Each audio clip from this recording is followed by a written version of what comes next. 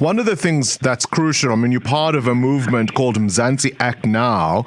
One of the things that's crucial is for these conversations to be championed by men, because it's only when the perpetrators see people like themselves that all the ideas they've been taught about what it means to be a man may begin to change.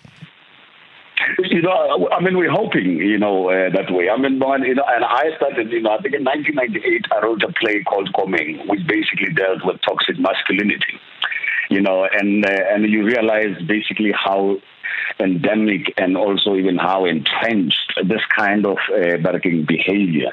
That, one of the things that I realized is that, and I think, men, we've got to forgive ourselves because we do all these wrong and bad things because we don't know any better. We are not raised with the awareness of how better we can be. Somehow even our environment is so filled with negativity. And I think if we start engaging at family level, but also at personal level, with our conscience, because that is where, that is the best subs that you can ever have. You know what I mean?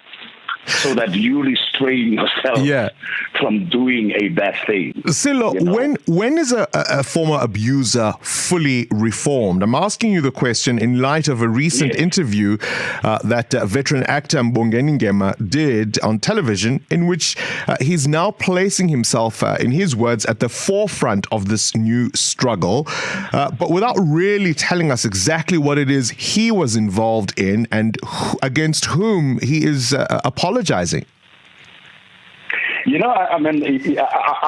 would tell you one thing, and I remember, and this I was actually in the UK, and I had gone through a certain kind of process, and somehow you need that. And I remember, at a certain point, at one point, what I did was I picked up the phone.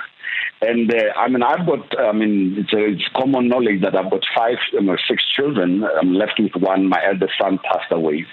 But I called all their mothers.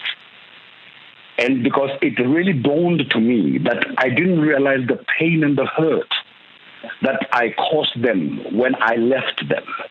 And especially leaving them with kids. And me, myself, having grown, basically not being raised by my biological father. And you see, these are some of the things. And when I give attention to my children, I thought I was doing better than my father. You know what I mean? But you realize, and with my 19-year-old who passed on, this is what happened, that when I did, I had a very serious conversation with him about issues. And I asked him one question. I said, but don't you find yourself, you wish that I was always there in your life? And tears welled up in his eyes. And I said, you see, I thought that being just present helps it. But somehow as a parent, you need to be there day in, day out of your child's life until they get to maturity.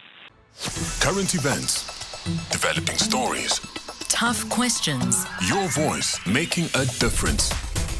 This is Breakfast with Bongani Bingwa.